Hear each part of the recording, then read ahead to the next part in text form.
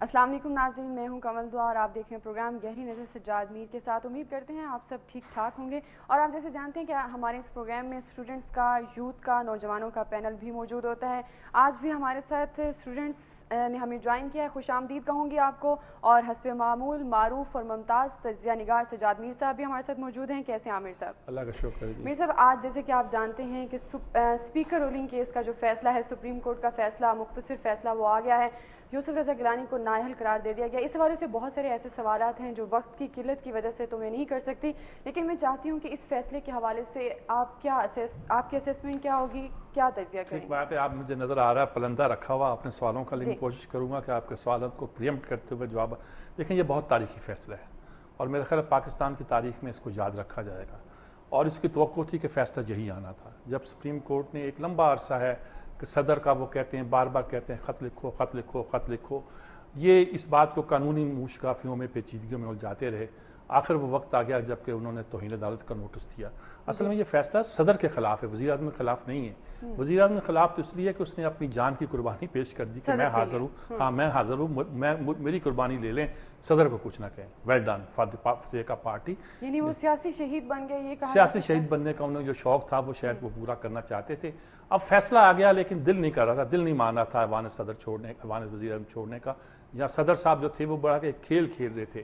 کہا جا رہا تھا کہ فلاں وقت کے بعد استعفیٰ دے دیں گے یا وہ کر دیں گے، ساتھ ہی خبریں آ رہی، تو پوری طرح پارٹی نے ان کو استعمال کیا ہے، نچوڑ کے رکھ دیا ہے، سب کچھ نہیں رہا۔ تو اب جب پھوک کی طرح ہو گئے تھے تو سپریم کورٹ کا فیصلہ آیا، اور اگر اس کے بعد یہ افواہیں اڑائی گئیں گے شاید کوئی آرڈیننس لایا جا رہا ہے جس کے تحت ان کو کنٹینیو کرایا جائے گا، پارلیمنٹ کی لڑائی کرائی جائے گی، لیکن میرا خیال میں اب ایک بیٹر سینس پریویل کر رہی ہے، یہ پاسبل نہیں تھا۔ یعنی کہ اب کہا جا رہا ہے، جو ابھی جہانگیر بدر اور ان لوگوں نے اعلان کیا ہے کہ پارٹی کا فیصلہ جو ہے وہ اس پہ ہم غور کر رہے ہیں، قانونی معاہدین سے مشورہ کریں گے، اتحادیوں سے مشاورت کریں گے، اور کل پارلیمانی پارٹی کا اجلاس ہی بلا لیا ہے۔ پارلیمانی پارٹی کا اجلاس دراصل مشاورت سے زیادہ اس بات کے لیے بلایا جاتا ہے اور بلایا گیا ہے کہ آئندہ کا وزیر اعظم کون ہوگا۔ اور جب یوسف رضا گیلانی وہاں وان وزیر اعظم سے جھنڈے کے بغیر گاڑی سے نکلے تھے تو یہ بات کلیئر ہو گئی تھی، جو کنفرنٹیشن کی افواہیں پھیلائی جا رہی تھی، وہ فواد چودھری بھی کہہ رہے تھے کہ ابھی تو ہم یوں یوں یوں، وہ بڑے مزے کے آدمی ہیں، وہ اس طرح کی بات کرتے رہتے ہیں، تو اس سے اندازہ ہو گیا تھا کہ یہ کھیل ختم ہو چکا ہے، پارٹی نے اس کو ایکسیپٹ کر لیا ہے، اور پارٹی اس کے لیے ایک پوری کرائسس پیدا کرنے کو تیار نہیں ہے، جس کا مطلب یہ تھا کہ پارٹی کو یہ پیغام مل گیا ہے، میں اس بات کو ریپیٹ کرتا ہوں کہ پارٹی کو یہ پیغام مل گیا ہے کہ ایسا کرنے کی صورت میں کنفرنٹیشن کا ان کا دماغ تو ہے، موڈ تو ہے۔ انڈین چینل نے آج بہت مجھ سے سوالات پوچھے تو میں نے ان سے کہا کہ جیسے ایمرجنسی میں اندرا گاندھی کا مائنڈ سیٹ تھا، ویسا اس وقت ہماری پیپلز پارٹی کا مائنڈ سیٹ ہے بغیر ایمرجنسی کے۔ اچھا، انہوں نے کچھ عدالتی فیصلے پر تحفظات کا بھی اظہار کیا ہے، وہ وہ تو ظاہر ہے، تحفظات کا مطلب ہے کہ جی ہمیں تو یہ ایکسیپٹیبل نہیں ہے، لیکن بہرحال ہم قانون کا احترام کرتے ہوئے، عدالت کا احترام کرتے ہوئے مانتے ہیں، ان کے اتحادی بھی ان کا ساتھ نہیں دیں گے، اور میرے خیال میں جس مقام پر وہ پہنچ گئے ہیں یہ کوئی خوشگوار ماحول نہیں ہے۔ اب ان کو دو ہی باتیں ہیں جی، قانونی طور پر کیا مشورہ کرتے ہیں، سیاسی طور پر اس سے کیا فائدہ اٹھاتے ہیں۔ سیاسی طور پر فائدہ اٹھانے کا کافی حصہ انہوں نے کھو دیا ہے۔ ایک ان کے ساتھ اور بھی ایک نیگیٹو بات ہو سکتی ہے، وہ ہے کہ چیف جسٹس کے خلاف یہ ایک پوری فضا بلڈ کرنے کی کوشش کریں، لیکن جس وقت یہ ارسلان افتخار کا کیس شروع ہوا تھا تو میں ان لوگوں میں سے تھا جس نے پہلے دن کہہ دیا تھا کہ اس سے چیف جسٹس اور مضبوط ہو کے آئیں گے، عدلیہ اور مضبوط ہو کے آئے گی۔ چنانچہ جتنا لمبا ڈالا ہے یہ فیصلہ، ایک تو سپریم کورٹ کو حتمی کرنا پڑا، یعنی کہ وہ جو قانونی ہوتا ہے کہ اب ہم بھیج رہے ہیں، اسپیکر کو دوبارہ بھیج سکتے ہیں، یا ہم چیف جسٹس کو کہتے ہیں، انہوں نے کہا نہیں صاحب آپ 26 تاریخ سے ختم ہے آپ کا۔ اب کئی سوال ہیں اس میں کہ ان اقدامات، وفاقی کابینہ کے فیصلے جو 26 آپ بھی ذکر کر رہے ہیں، بڑی ذہین ہو گئی ہیں اور ماشاءاللہ۔ خاص طور پر بجٹ، اس کی کیا حیثیت؟ اس کی دیکھیں جی دو باتیں، ایک تو تفصیلی فیصلے میں آئے گا، عام طور پر اس فیصلے ان چیزوں کو کور کر دیا جاتا ہے، یہ نظریہ ضرورت کہتے ہیں، کچھ کہہ لیجیے، کہا جاتا ہے کہ پہلے بھی ہوا ہے ہمارے ہاں کہ اس وقت سے لے کر اس تک، جیسے چیف جسٹس جب پرانے تھے ڈوگر، ان کو جو ہٹایا گیا تو کہا کہ اس وقت کے جتنے فیصلے ان کا کیا بنے گا، تو انہوں نے کہا جی ان کو امینڈی حاصل ہے، وہ سارے کے سارے جو ہیں لاگو رہیں گے، سپریم کورٹ نے جو فیصلے کیے ہیں وہ لیگل رہیں گے۔ اس طرح جو فیصلے اس وقت حکومت پاکستان نے کیے ہوں گے وہ قانونی رہیں گے۔ اصل میں ایک حیثیت ہوتی ہے ڈی فیکٹو اور ڈی جورو کی، تو یہی کہا گیا ہے کہ وہ ڈی جورو طور پر، قانونی طور پر وزیر اعظم نہیں تھے، لیکن عملی طور پہ تھے۔ جیسے جب بھٹو صاحب پر مقدمہ چلا، وہ چیف مارشل لا ایڈمنسٹریٹر بن کے آ گئے، تو ظاہر ہے قانونی حیثیت ان کی نہیں تھی، تو انہوں نے ایم انور وکیل جو تھے وہ عدالت میں کیس لڑتے تھے، تو ان سے پوچھا گیا بھائی ایک شخص بیٹھا ہوا ہے، وہ صدر بھی ہے، چیف مارشل ایڈمنسٹریٹر، اس کو کیا کہو گے؟ تو انہوں نے کہا ایٹ دی موسٹ مجھے یاد ہے، at the most caretaker prime minister, he is a caretaker. تو یہ اس وقت ان کی حیثیت یہی ہے کہ 26 اپریل سے لے کر اب تک وہ کیئر ٹیکر ہیں، کیئر ٹیکر پرائم منسٹر بھی نہیں، ہی از اے کیئر ٹیکر. اور ایز اے کیئر ٹیکر انہوں نے جو اقدام کیے ہوں گے وہ ڈیو جورو تو نہیں، قانونی طور پر تو نہیں، ڈی فیکٹو جو ہے وہ عمل درآمد ہوگا. ڈی فیکٹو کیئر ٹیکر یہ لفظ تھے، مجھے یاد آ گئے، بالکل سن کی سرخی بھی تھی. تو اس وقت صورتحال یہی ہے، قانونی مشرافیوں کی کوئی اتنی ضرورت نہیں ہے، وہ مسئلے تو حل ہو جائیں گے. لیکن یہ ہے کہ یوسف رضا گیلانی، اچھا اس میں ایک بیچاروں کے ساتھ اور زیادتی ہوئی، بڑے اشتہار دیے انہوں نے کہ longest serving prime minister, Liaquat Ali Khan سے بھی زیادہ اثر ہو گیا. ہاں اب پتہ چلا کہ جی چونکہ وہ 26 اپریل کو ختم ہو گئے ہیں تو وہ اعزاز بھی ختم ہو گیا لانگسٹ کا. تو کہیں گے جی عملی طور پر تو یہ اتنے دیر رہے گئے، لیکن سپریم کورٹ کے فیصلے کے بعد وہ ان کی ٹینیور چونکہ کم ہو گئی تھی، اس لیے اس پر عمل نہیں ہوا اور اصل نہیں کیا. جی تو بہت سارے مسائل. کیا آپ سوالات بچوں سے کرنا چاہتے ہو؟ نہیں، میں ایک اور سوال آپ سے کرنا چاہ رہی تھی کیونکہ وقت کی قلت کا میں نے آپ کو شروع میں ہی بتا دیا. پارٹی جو پیپلز پارٹی کی CEC ہے اس نے بھی اختیارات صدر کو دے دیا اور بلاول بھٹو کو، اور صدر نے اپنا روس کا دورہ بھی منسوخ کر دیا، اور صدر نے اب یہ کہہ دیا کہ وہ اتحادیوں سے مشاورت کریں گے. یقیناً اب جو صدر کا رول ہے وہ اس حوالے سے اہم ہوگا. آپ کیا سمجھتے ہیں، کیا اس کے امپیکٹ پڑ سکتے ہیں سیاسی طور پر، انتظامی طور پر؟ صدر کو روس کا دورہ اس لیے منسوخ کرنا پڑا، صدر ہوتے تو چلے جاتے، اس لیے منسوخ کرنا کہ وہ پارٹی چیف بھی ہیں، یعنی کہ کو چیئرمین چھوڑیں، پارٹی چیف ہیں، وہ پارٹی چیف کے طور پر انہیں یہاں فیصلے کرنے ہیں. تبھی ہم کہتے ہیں یہ 2 عہدے نہیں رکھو. ویسے تو دونوں کو کمبائن کرنا بڑا خطرناک ہے، لیکن جب 2 عہدے رکھے ہوئے ہیں تو اس کا مطلب ہے کہ روس کے اگر وہ چلے جاتے ہیں تو پارٹی چیف نہیں رہے گا. پارٹی کے بہاف پہ کون فیصلے کرے گا؟ صدر کے بغیر تو خیر ملک کا گزارا ہو جائے گا.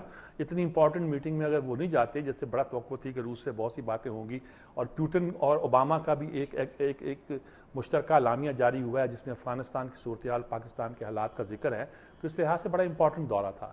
لیکن وہ دورہ چونکہ اب نہیں ہوگا تو ہماری طرف سے کچھ صدر نے جو پیش رفت کرنی تھی اس کی تو ہم نہیں کہہ سکتے، لیکن پارٹی چیف کے طور پر انہیں بہت سے اہم فیصلے کرنے ہیں اور ان کا یہاں رہنا بہت ضروری ہے. جی میر صاحب، جو ہمارے ساتھ اسٹوڈنٹس ہیں ان کو شامل کریں گے. شہزاد علی، بہت شکریہ جوائن کرنے کے لیے. کیا سوال ہے آپ کے پاس؟ السلام علیکم، my name is Shahzad Ali, representing university of management and technology. سب سے پہلے شکریہ سجاد میر صاحب کی گفتگو کا، بڑی انفارمیٹیو اور کوالٹیٹیو تھی.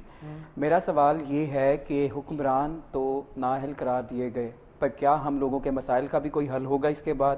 کیا نئے آنے والے حکمران ایک مسئلہ ہے یا ہمارے مسائل جیسا کہ لوڈ شیڈنگ ہے وہ بھی مسئلہ اس وقت سمجھا جا رہا ہے؟ دیکھیں جی بات یہ ہے کہ پارٹی تو یہی آئے گی، انہی کا نامینی آئے گا، انہی کی پالیسیاں چلیں گی، لیکن فرق یہ پڑے گا کہ جو ان کی اکڑ تھی اور اڑی تھی، ہر بات پہ ڈٹ جانا تھا کہ ہم یہ بات نہیں مانتے، قانون طور پہ نہیں مانتے، اس پہ ڈنٹ پڑے گا.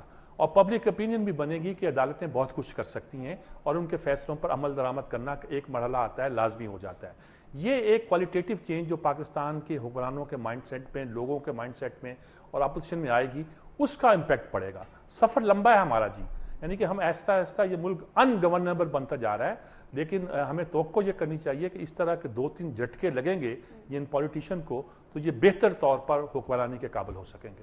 جی محمد ارسلان UMT سے جوائن کیا، کیا سوال ہے آپ کے پاس؟ سر میرا جو سوال ہے یہ سپریم کورٹ کے اس ڈیسیژن کے اوپر ہے کہ سپریم کورٹ نے یہ ڈیسیژن تو دینا تھا لیکن اتنا اس سے لیٹ کیوں کر دیا، اس کو اتنا زیادہ لٹکا کیوں دیا؟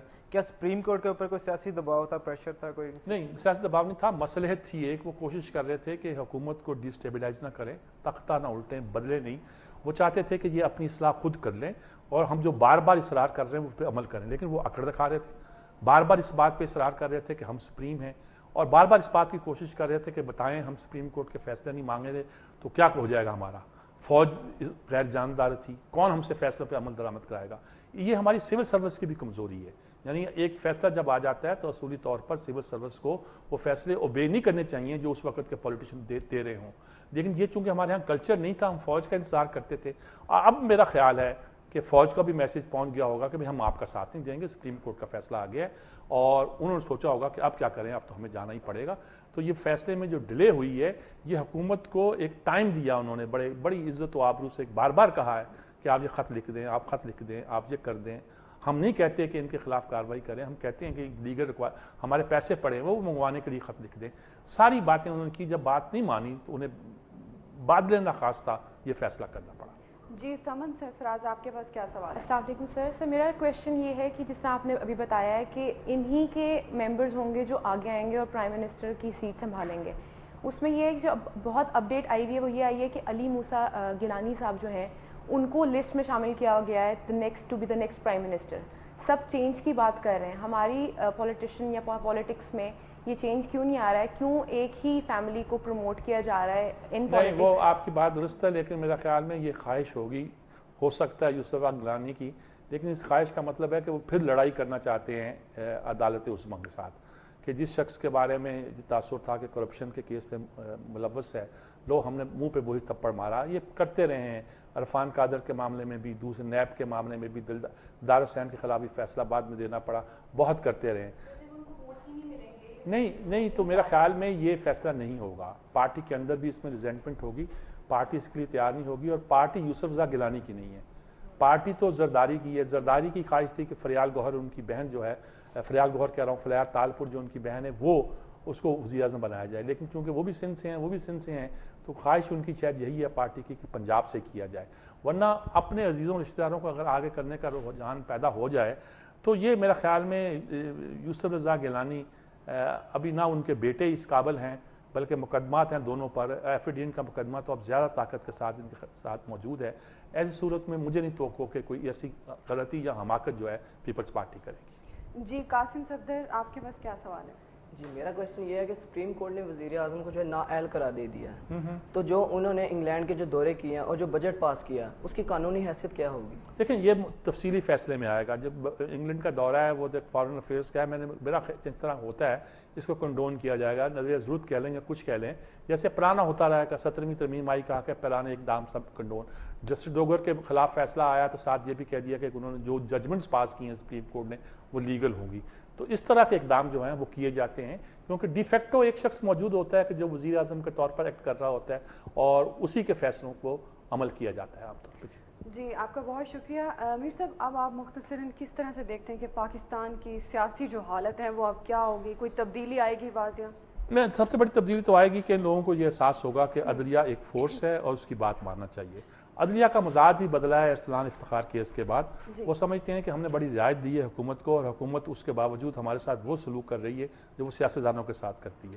اندرون خانہ سازشیں کرتی ہے، انٹریگز تیار کرتی ہے، پلان بناتی ہے، بھیج کے ججوں کے خاندانوں کے ریکارڈ منگواتی ہے، لوگوں کو میڈیا میں لانچ کرتی ہے. اور اب یہ پتہ چل گیا کہ میڈیا کے بہت سے لوگ جو تھے وہ پے رول پر تھے کسی مافیا چیف کے. تو یہ ساری چیزیں جو نظر آتی تھیں تو اب ان کو ساتھ دکھائی دیا ہے کہ اب یہ صورتحال مزید اس طرح چل نہیں سکتی. اور جب صورتحال مزید اس طرح نہیں چل سکتی تو میرا خیال میں حالات بدلے بھی ہیں. پارٹی کو اب اپنے آپ کو مطلب اب نہیں وہ کر سکتے کہ جی عرفان قادر ہے ایک طرح کا ریجیکٹڈ آدمی ہے، نیب سے بھی ریجیکٹڈ ہے، بدتمیزی کرتا رہا ہے، بدتہذیب آدمی ہے، اس کو لا کھڑا کر دیا سپریم کورٹ میں. اب ہو سکتا ہے کہ سپریم کورٹ 2-4 دن کے اندر کوئی اس کے بارے میں بھی کوئی ایسا فیصلہ کہے کہ بھئی تو ہوگا اٹارنی جنرل پر عدالت میں پیش نہیں ہو سکتا، عدالت سے باہر ہے. مثال کے طور پر کچھ نہیں یہ فیصلہ کرتے کہ یہ شخص اس کورٹ میں نہیں آئے گا. وہ لا آفیسر ہے، کورٹ کا بھی لا آفیسر ہے، حکومت پاکستان کا لا آفیسر ہے. وہ اس طرح بیہیو کر رہا ہے جس طرح کے کسی زمانے میں، اب تو ماشاءاللہ بڑے نیک ہو گئے، بابر ایوان کیا کرتے تھے. تو اب انہوں نے دوبارہ بیانات بھی دینے شروع کر دیے ہیں. اللہ خیر کرے. اچھے افیکٹو آدمی تھے لیکن ضائع کیا پارٹی نے ان کو بھی، اور کس کام پہ لگا رکھا تھا. اب انہوں نے عرفان قادر کو اس کام پہ لگا رکھا ہے. ان کی پوری کہانی ہے، کسی وقت اگر موقع ملا تو ان کہانیوں کو بھی بیان کیا جا سکتا ہے. اچھا میر صاحب اگر دیکھیں تو یہ یہ ایک ایگزیکٹو سچویشن ہے اس کو اگر اس طرح سے دیکھا جائے، لیکن اگر عوامی سطح پر دیکھا جائے تو لوڈ شیڈنگ جو دن بدن بڑھتی جا رہی ہے، کیا اس کی طرف بھی دھیان آئے گا؟ کوئی دیکھے گا، کوئی سوچے گا؟ آج ہی صبح میں نے لکھا تھا کہ غوث اعظم کی اولاد ہے اور ہم ان کو انہی کی پکڑ میں دے دیا جائے، اور المدد جا غوث اعظم المدد. میں نے کہا شرک کا الزام لگاؤ، شیل اللہ یا عبد القادر جنانی، کچھ بھی لگاؤ، لیکن ہماری مدد ہو کہ غوث اعظم کی اولاد کہلانے والے شخص میں کے زمانے میں ہمارے ساتھ یہ ظلم ہو رہا ہے. لوگ دیکھا دعا تو میری جلدی سنی گئی ہے. اللہ کرے گا تو کہ لوڈ شیڈنگ کے عذاب سے بھی ایک نحوست کا سایہ بھی تو ہوتا ہے نا بہت سارا، جو ان کے ہونے سے ہمارے ہاں تھا. हुकूमत कह तो रही है वो तब्दीलियाँ कर रही है, बहुत से फैसले कर रही है, बहुत से उन्हें करने पड़ेंगे। वो आज मीटिंग की उन्हें सदारत करनी थी, वो मीटिंग की सदारत वो कर नहीं पाएंगे जी, वो रहे नहीं वज़ीर आज़म।